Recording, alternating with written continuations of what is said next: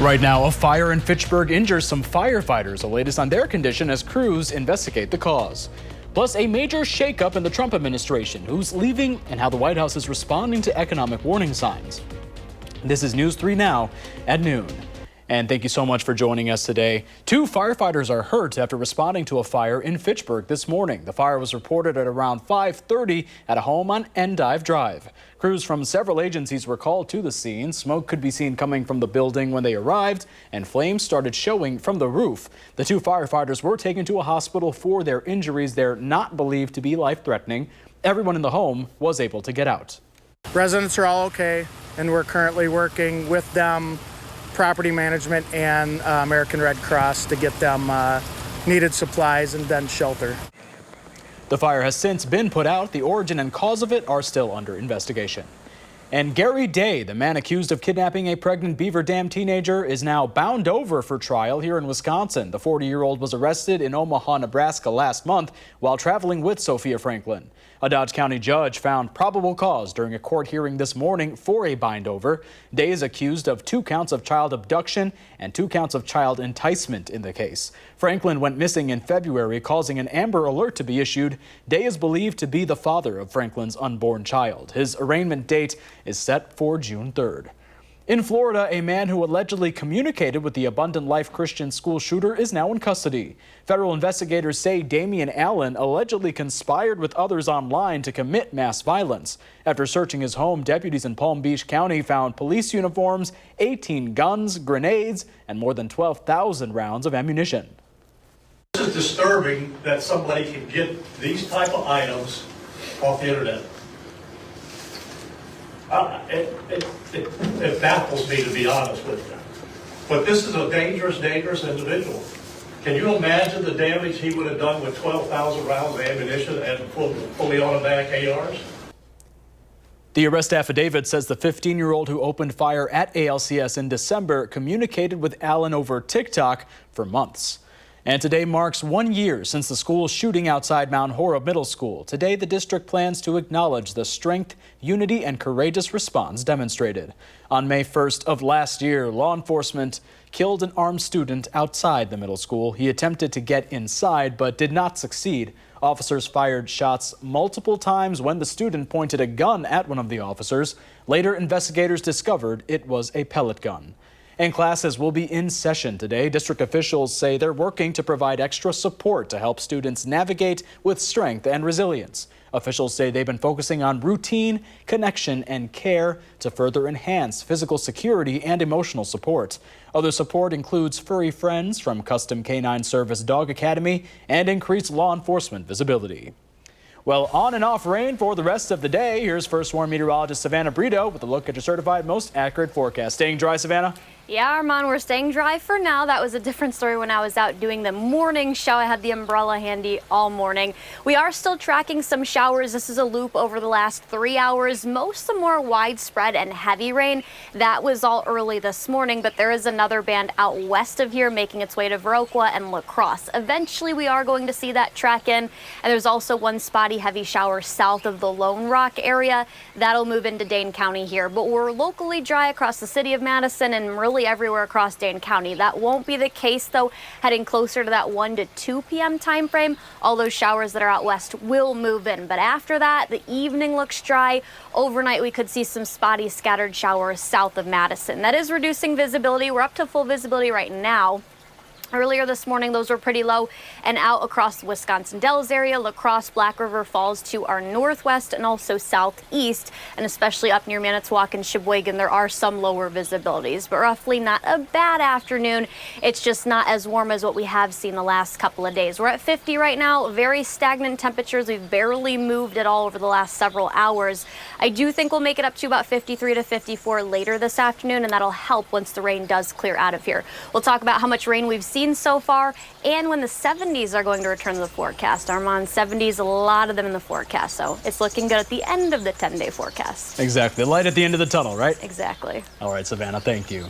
And a major shakeup in the Trump administration. CBS News has learned National Security Advisor Mike Waltz and his deputy will leave their posts. The administration also dealing with news about the economy. Natalie Brand has the latest from the White House. Multiple sources tell CBS News National Security Advisor Mike Waltz and his deputy Alex Wong will be leaving their positions as soon as today. It comes weeks after revelations Waltz put together a Signal group chat about a strike in Yemen that mistakenly included a journalist.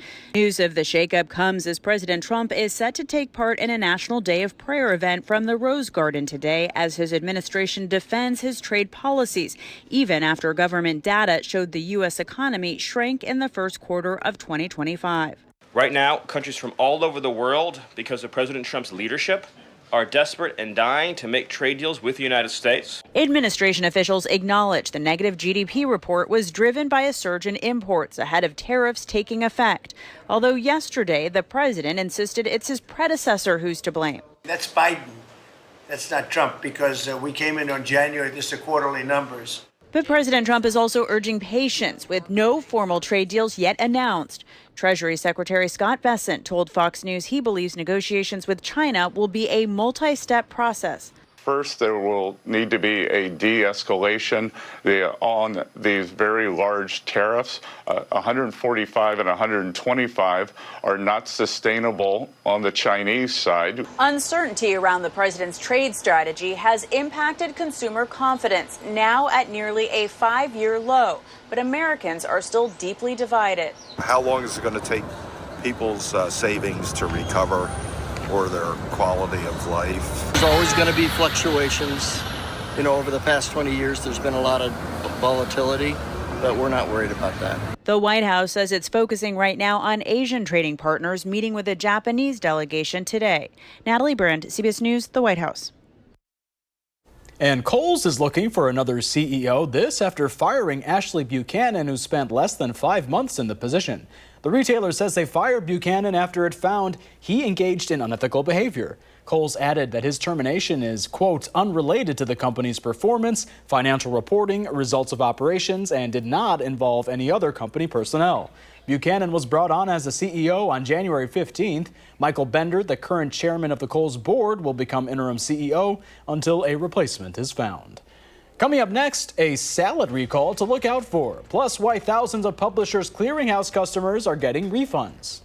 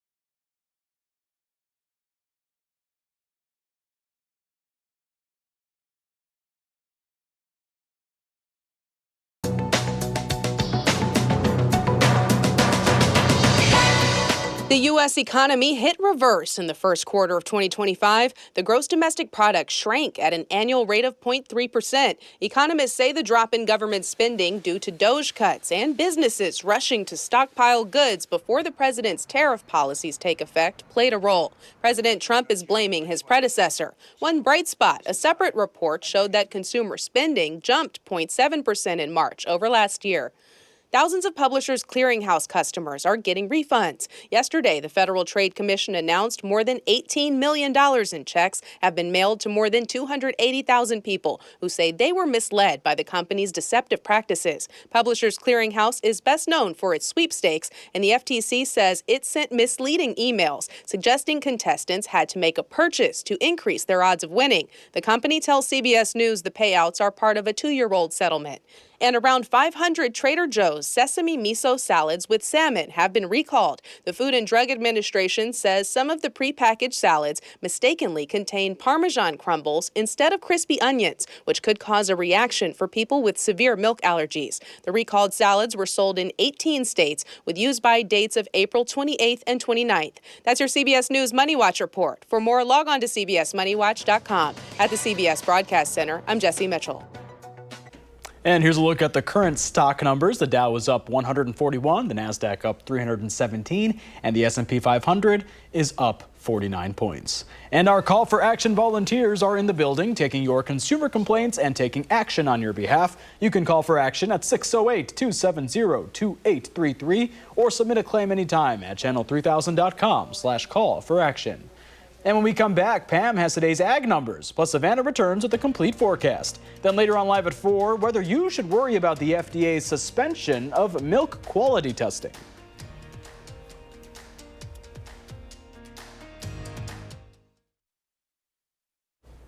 Welcome back. Let's check in now with Farm Babe Pam Yankee for your Midwest Farm Report. A sunny face on a gloomy day.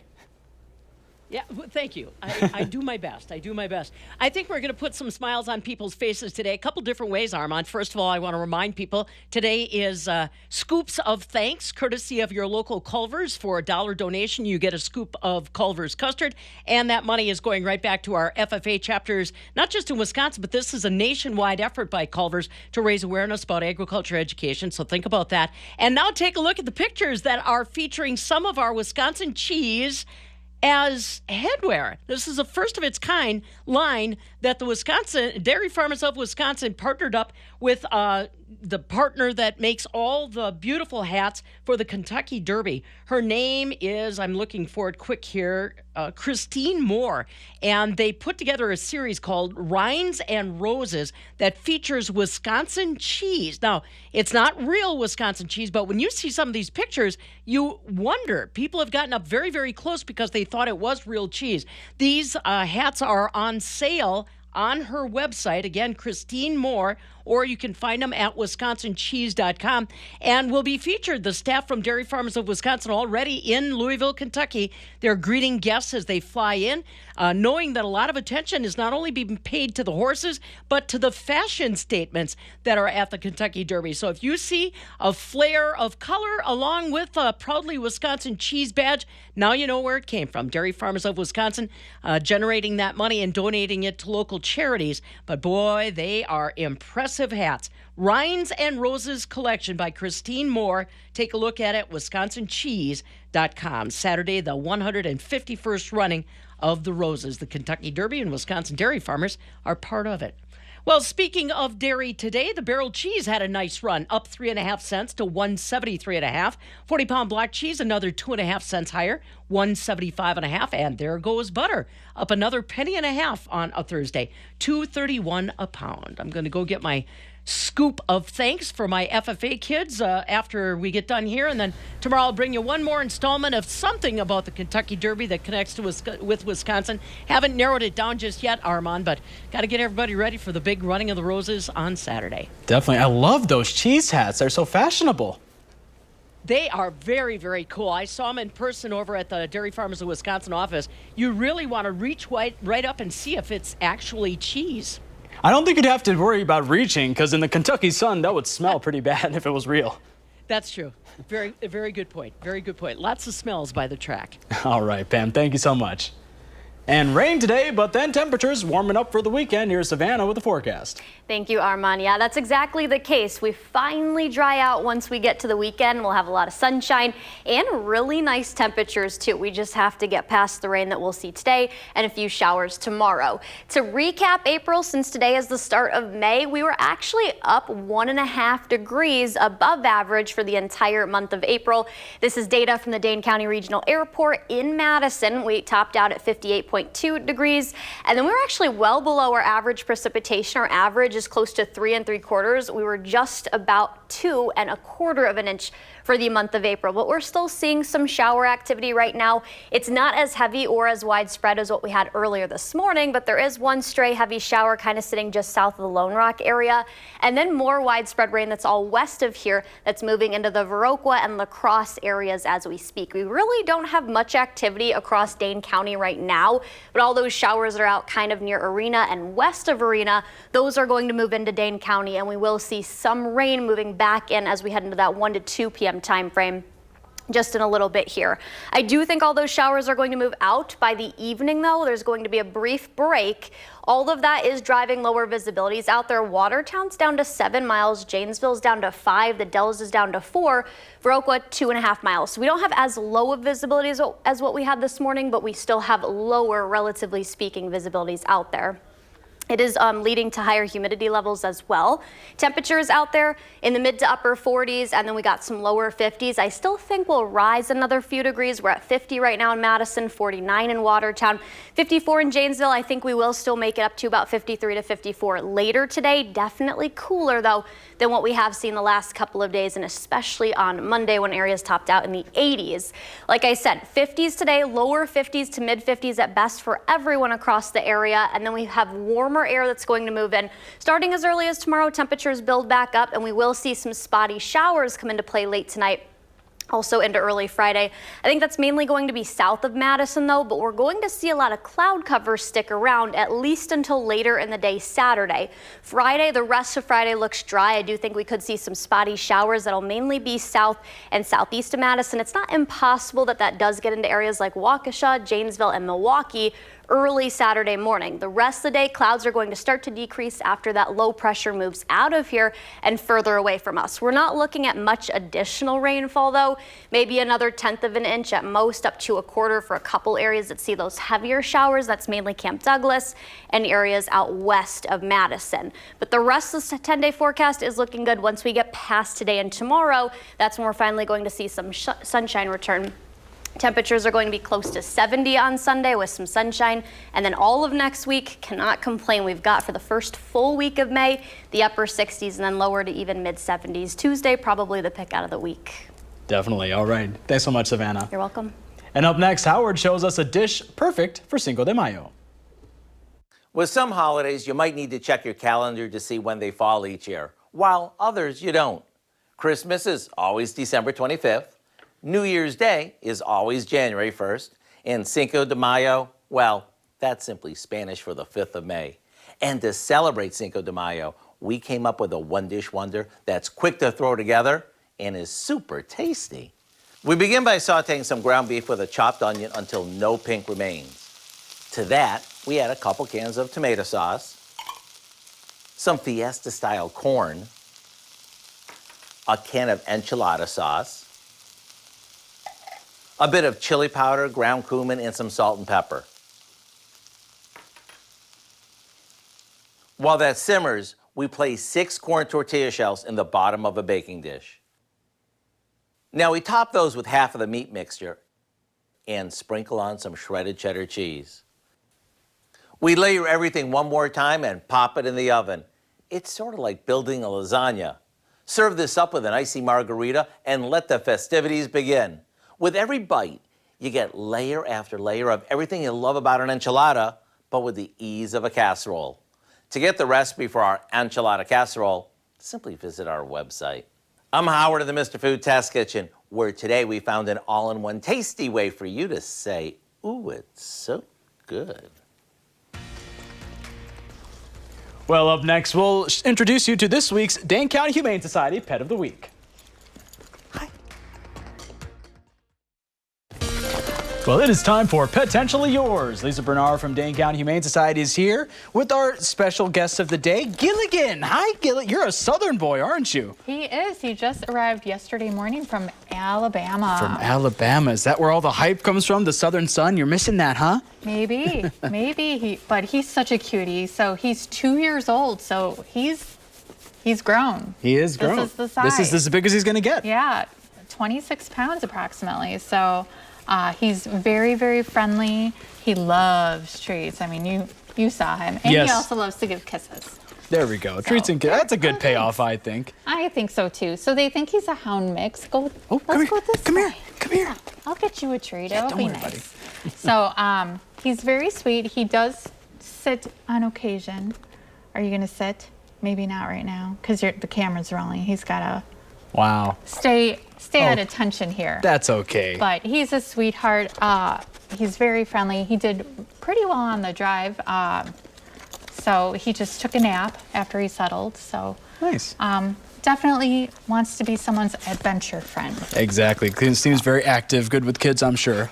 Probably. He's a little jumpy. Okay. But he seems to be okay around other dogs, but we would recommend also slow introductions. Sure. Where are you going? Oh, he just wants us. He wants those treats. He's going right after them. He does, but he'll come back up, right? No? Yeah. Oh, okay. Oh. All right. We are on his time. Well, it is the last After Dark of the season, too. Before that program goes on hiatus for the summer, kids 7 to 12 years old are invited to DCHS After Dark for Pups and Pizza on Friday. Come on up, bud. Come on up, Gilligan. May 9th from 4:30 to 7, participants will receive a mini stuffed pup to adopt and make a custom dog house for their new friend to take home, and meet Education Dog Friday. Enjoy pizza. Spots are limited, so register your child quickly for this Pawsome event at giveshelter.org. And last week's pet got adopted too. Rachel, oh, look at her, so sweet. She was adopted last week. If you're interested in adopting Gilligan, if you can keep up with him, check out other animals at Dane County Humane Society. Go to giveshelter.org. So with all that energy, I think we're ready for the weather, Savannah. Armand, I'll have to come give Gilligan a couple pets after this last quick forecast. We're still dealing with a couple of showers out there, but for the most part, that's west of Madison and Dane County. Those are going to move in, so we're not done yet with the heavy rainfall. Still embedded pockets of heavy rain, but no storms are in the forecast. And temperature is definitely noticeably cooler out there right now and this afternoon. Tonight we're down to 45, Friday up to 60, so gradually warming. Just can't wait to get to Sunday. Sunny and nearly 70, and we've got the plenty of upper 60s and then 70s to follow that next week, Armand. There we go. Well, thank you so much for joining us today. We'll see you later on today on Live at 4. Say bye, Gilligan.